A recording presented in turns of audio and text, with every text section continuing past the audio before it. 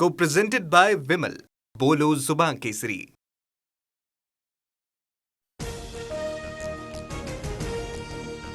मोशीतील दुर्घटनाग्रस्त इमारतीतनं सर्व 9 मृतदेह बाहेर काढले. अखेर 83 तासांनी शोध मोहीम थांबवली.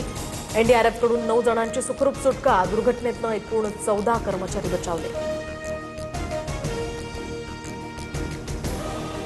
तर गोमूत्र प्यायला दिलं, डोक्यावरचे केस कापले. विनायक राऊतांवर त्यांच्या सून गिरिजांचे गंभीर आरोप. दरम्यान राऊत कुटुंबावर ठाण्याच्या कापूरबावडी पोलीस ठाण्यामध्ये गुन्हा दाखल.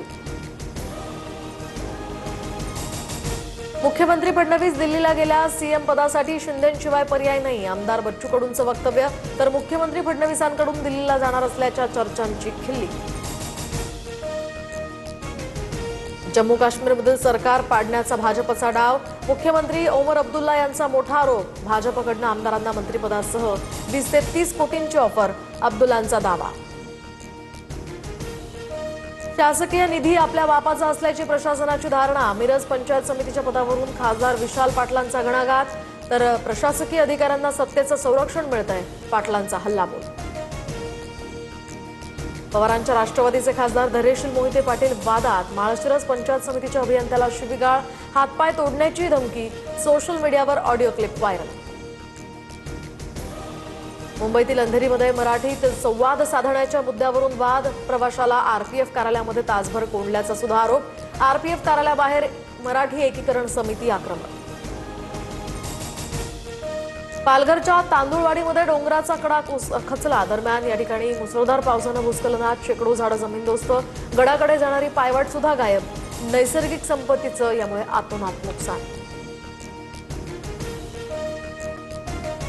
मुंबईत उघडे किंवा तुटलेले मॅनहोल दिसल्यास त्वरित तक्रार करा. व्हॉट्सअप, चॅटबॉट आणि माय बीएमसी मार्ग ॲपवर तक्रार नोंदवा.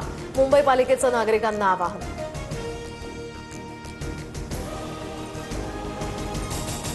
मुंबई आणि पुणेकरांची चिंता आता मिटली. दरम्यान दमदार पावसामुळे जलसाठ्यात वाढ. पाणी कपातीचा निर्णय रद्द होण्याची सुद्धा शक्यता.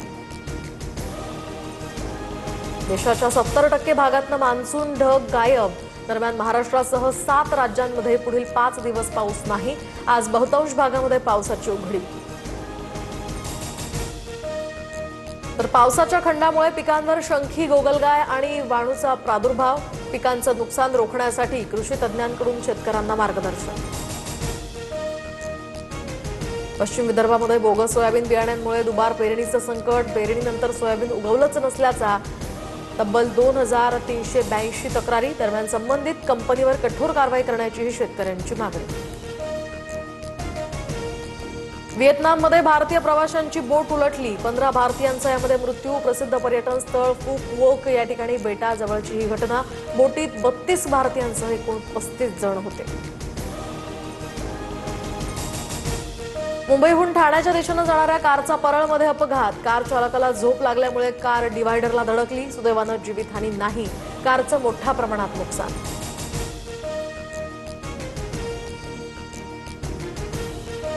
Co-presented by Vimal. बोलो जुबान केसरी.